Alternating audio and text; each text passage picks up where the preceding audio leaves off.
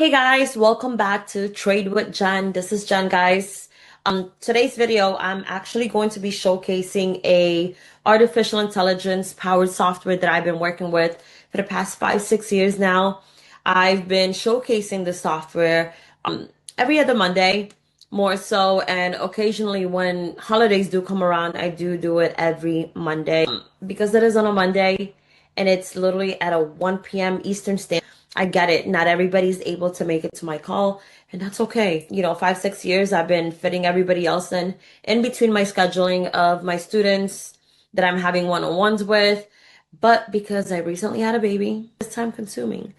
I love to showcase, anything that has to do with trading at this moment. And I'm very familiarized with, because obviously I'm not going to condone anything that I don't use at all. For the ones that hasn't been able to make it and has been wanting to make it to my calls, this is for you guys. Now we have a complete naked chart right here on TradingView. Cypher is particularly only on TradingView. Okay, so if you guys are wondering, hey, can I trade on TradingView? Yes, you can. Certain brokers do, but for the most part, a lot of people are either on TradeLocker or MetaTrader. TradingView is more for, like I said in my prior video, it's more for like an analysis type of thing. But let's go ahead and pull out Cypher and how Cypher would look like if we implement it onto this naked chart. Okay, so this is Cypher standardized. I'm going to go ahead and clean it up just a bit. You guys can do the same thing, by the way. I'm going to take out the buy and sell arrows, which, as you can see in the back, it just cleaned up the word shorts and longs. Okay, short meaning for sell, longs meaning for buy. I'm going to keep the arrow, which is the buy arrow, the sell arrows. Now, for total beginners, I do highly recommend taking out every single plot. The plots that you're seeing, right? That's red and green. Those are support and resistances. I also take out that blue line that was going through the candles, which is the ATR, the average true range. We don't really need it. So, boom. Okay, so this is nice, plain and simple. Cypher actually shows you exactly when to buy and when to sell. But let's go ahead and pivot to a different time frame. Okay, just to show you guys that yes, you guys can swing trade with Cypher. Yes, you guys can scalp trade with Cypher. Let's go back to the 4-hour, right? Just to kind of get the overall outlook on how you guys would trade this. Long-term wise, people who typically trades on 4 hours, or perhaps analyzes the 4-hour and then executes on the 1-hour time frame, are working people, right? You guys go to work, you guys want to be able to see if there's a particular position that you guys are able to get into. You guys would analyze the 4-hour and then after that drop down to the 1-hour to go ahead and execute. Now, the 3 simple steps that I was just mentioning about is literally this. If you guys want to get into a buy trade, okay, all you guys have to do is follow these 3 simple steps. Rule number 1, you want to make sure there's a green laser beam. That has to be your first signal.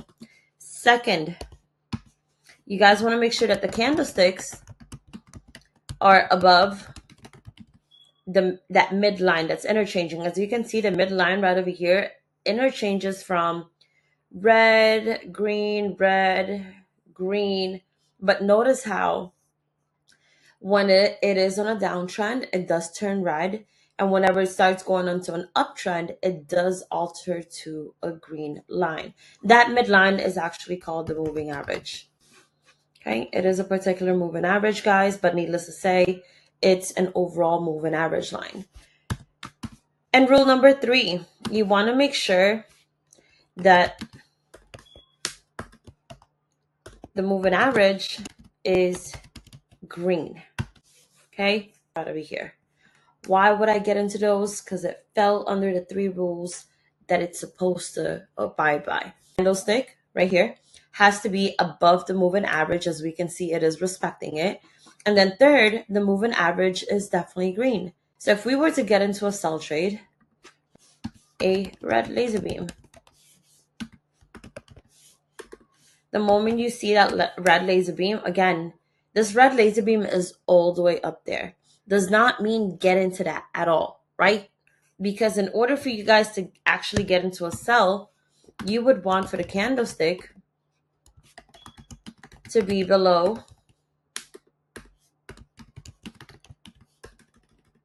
the moving average. Now, what is rule number 3? Again, it's exactly the same as into a buy trade, except the total opposite. There's only 2 things that we're doing here, by the way, guys. It's either red or green at this moment. Sell or buy. The moving average is red. Okay? This candle's pretty much below it. Last signal was a red laser beam, and then after that, the moving average is definitely red. When you exit, let's look at an example. When do we get out on this buy trade right here? Say you took this, right? You don't have any support and resistances. Again, this is for more beginners, right? I want beginners to just practice without the support and resistance and just focus on following the rules. So a buy trade right over here. Where would you exit? You would exit at the red arrow. So that red arrow, obviously, you're not going to enter a sell trade. You're not entering a sell trade unless it follows these 3 rules. What's doing right here, it's telling you that, hey, I'm having a little pullback. At this moment, you can take your trades. Buy trade, exit your buy trade. Right over here, you would put a sell trade. And where would you guys exit? Where the green arrow is, just like that. Okay? When should you not trade Cypher at this moment? 1, anything that doesn't fall under these rules, right?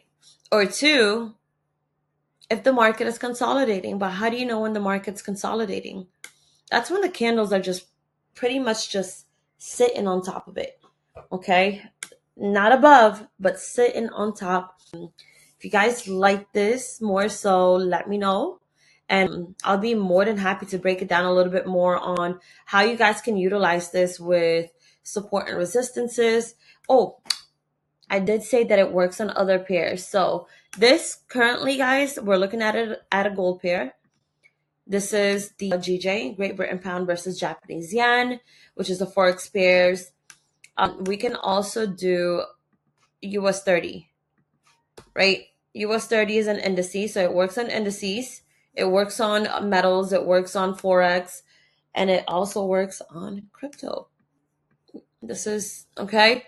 It pretty much works an all-around thing, right? Again, the only thing that it doesn't work on are meme coins, okay? Meme coins are pretty much like a pump and dump for the most part.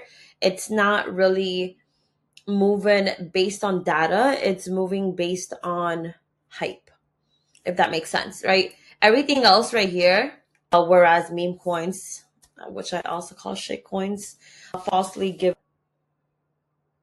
I can't even think of the word. There's no words for it because it doesn't work, guys, okay? No shit coins, no meme coins. Hope you guys enjoyed that. If you guys enjoyed it, please go ahead and like, guys, subscribe, and I'll be more than happy to go ahead and break this down in a little bit more in depth if I see that you guys are really liking this. Thank you.